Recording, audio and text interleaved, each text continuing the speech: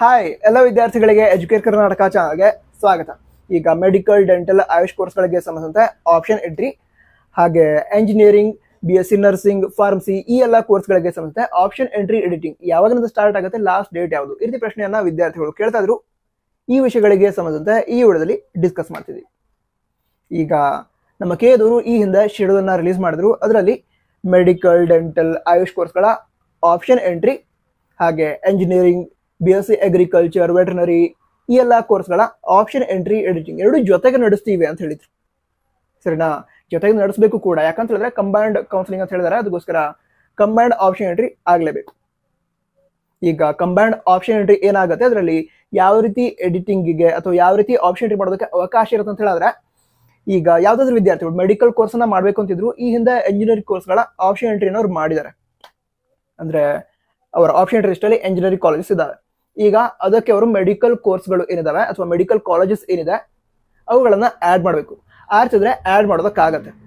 ಸರಿನಾ? ಅಂದ್ರೆ ಈಗ ಮೆಡಿಕಲ್ ಕೋರ್ಸಸ್ ನಿಮ್ಮ ಫಸ್ಟ್ ಪ್ರಯಾರಿಟಿ. ಹಾಗಿದ್ದಾಗ ನೀವು ಮೆಡಿಕಲ್ ಕಾಲೇಜಸ್ ಅನ್ನ ಸ್ಟಾರ್ಟಿಂಗ್ ಅಲ್ಲಿ ಆಡ್ ಮಾಡಿ, ಅದರ ನಂತರ ಇಂಜಿನಿಯರಿಂಗ್ ಕಾಲೇಜಸ್ ಅನ್ನ ಆಡ್ ಮಾಡಬಹುದು. ಈ ರೀತಿ ಅವಕಾಶ ಇರುತ್ತೆ. ಇದು ಎಲ್ಲ ಕೋರ್ಸ್ಗೂ ಅಪ್ಲೈ ಆಗುತ್ತೆ. ಈ ರೀತಿ ಎಡಿಟ್ ಮಾಡೋದಕ್ಕೆ ಅವಕಾಶ. ಅಂದ್ರೆ medical, dental, AYUSH, engineering, BSc agriculture, veterinary ಈ ರೀತಿ ಎಲ್ಲ ಕೋರ್ಸ್ಗಳು ಕೂಡ ಅಪ್ಲೈ ಆಗುತ್ತೆ. ಸೊ ಎಲ್ಲ ಕೋರ್ಸ್ಗಳಿಗೂ ಸಂಬಂಧ ಒಂದೇ ಸಲ ಆಪ್ಷನ್ ಎಂಟ್ರಿ ನೀವು ಮಾಡಬಹುದು. ಸರಿನಾ? ಈ ರೀತಿ ಅವಕಾಶವನ್ನ ಕೊಟ್ಟಿರ್ತಾರೆ. ಆಪ್ಷನ್ ಎಂಟ್ರಿ ಎಡಿಟ್ ಮಾಡೋದಕ್ಕೆ ಯಾವ್ಯಾವ ರೀತಿ ಅವಕಾಶ ಇರುತ್ತೆ ಅಂತ ನಾನು ಆಲ್ರೆಡಿ ಒಂದು ವಿಡಿಯೋನ ಮಾಡಿದ್ದೀನಿ, ಚೆಕ್ ಮಾಡಿ. ನಂತರ ಆಪ್ಷನ್ ಎಂಟ್ರಿ ಯಾವಾಗ ಸ್ಟಾರ್ಟ್ ಆಗಬಹುದು ಇದ್ರ ಬಗ್ಗೆ ತಿಳ್ಕೊಳ್ಳೋದಾದ್ರೆ, ಆಪ್ಷನ್ ಎಂಟ್ರಿ ಏನಿದೆ ಅದು ಮುಂದಿನ ಒಂದು 2 ರಿಂದ 3 ದಿನಗಳಲ್ಲಿ ಸ್ಟಾರ್ಟ್ ಆಗಬಹುದು. ಆಪ್ಷನ್ ಎಂಟ್ರಿ ಆಗಿರ್ಬೋದು, ಅದೇ ರೀತಿ ಆಪ್ಷನ್ ಎಂಟ್ರಿ ಎಡಿಟಿಂಗ್ ಅಂತ ಹೇಳ್ಬೋದು. ಸೊ ಇದು ಮುಂದಿನ 2 ರಿಂದ 3 ದಿನಗಳಲ್ಲಿ ಸ್ಟಾರ್ಟ್ ಆಗಬಹುದು. ಯಾಕಂತ ಹೇಳಿದ್ರೆ ಕಂಬೈನ್ಡ್ ಆಪ್ಷನ್ ಎಂಟ್ರಿ ಆಗಬೇಕು. ಇದಕ್ಕೆ ಸಂಬಂಧಿಸಿದಂತೆ ಈಗ ಮೆಡಿಕಲ್, ಡೆಂಟಲ್, ಆಯುಷ್ ಕೋರ್ಸ್ಗಳ ಸೀಟ್ ಮ್ಯಾಟ್ಸ್ ನ ನಮ್ಮ ಕೆದವರು ರಿಲೀಸ್ ಮಾಡಬೇಕು, ಅದರ ಫೀ ಸ್ಟ್ರಕ್ಚರ್ ನ ರಿಲೀಸ್ ಮಾಡಬೇಕು. ಸೊ ಈ ಎಲ್ಲ ಪ್ರಾಸೆಸ್ ಬಾಕಿ ಇದೆ. ಅದಕ್ಕೋಸ್ಕರ ಒಂದು 2 to 3 ಡೇಸ್ ಒಳಗಡೆ ಸ್ಟಾರ್ಟ್ ಆಗಬಹುದು ಅಂತ ಅಂದ್ಕೊಂಡಿದ್ದೀನಿ. ಡೇಟ್ ಅನೌನ್ಸ್ ಆದ್ರೆ ಹೇಳ್ತೀನಿ. ನಂತರ ಒಮ್ಮೆ ಆಪ್ಷನ್ ಎಂಟ್ರಿ ಎಡಿಟಿಂಗ್ ಸ್ಟಾರ್ಟ್ ಆಯ್ತು ಅಂತ ಹೇಳಿದ್ರೆ ಅಥವಾ ಆಪ್ಷನ್ ಎಂಟ್ರಿ ಸ್ಟಾರ್ಟ್ ಆಯ್ತು ಅಂತ ಹೇಳಿದ್ರೆ ಮುಂದೆ ಒಂದು 2 ಡೇಸ್ ಟೈಮ್ ಅಂತೂ ಕೊಡ್ತಾರೆ ಆಪ್ಷನ್ ಎಂಟ್ರಿಯನ್ನ ಮಾಡೋದಕ್ಕೆ. ಈಗ ಆಪ್ಷನ್ ಎಂಟ್ರಿ ಮಾಡೋದಕ್ಕೆ ಸ್ಟಾರ್ಟ್ ಆದ ನಂತರ ಅದೇ ಮಿನಿಮಮ್ 2 ಡೇಸ್ ಟೈಮ್ ಅಂತೂ ಕೊಡ್ತಾರೆ ಅಂತ ಹೇಳಿದೆ. ಮತ್ತು ಸ್ವಲ್ಪ ಜಾಸ್ತಿ ಟೈಮ್ ಕೊಟ್ಟರು ಕೊಡಬಹುದು. ಯಾಕಂತ ಹೇಳಿದ್ರೆ ಮೆಡಿಕಲ್ ವಿದ್ಯಾರ್ಥಿಗಳು ಹೊಸದಾಗಿ ಆಪ್ಷನ್ ಎಂಟ್ರಿ ಮಾಡ್ತಿದ್ದಾರೆ. ಅದಕ್ಕೋಸ್ಕರ 2 ಡೇಸ್ಗಿಂತ ಸ್ವಲ್ಪ ಜಾಸ್ತಿ ಟೈಮ್ ಅನ್ನ ಕೊಡಬಹುದು. ನಂತರ ಡೇಟ್ಸ್ ಅನ್ನ ಅನೌನ್ಸ್ ಮಾಡಿದ ನಂತರ ಹೇಳ್ತೀನಿ, ತಪ್ಪದೆ ಸಬ್ಸ್ಕ್ರೈಬ್ ಮಾಡಿ.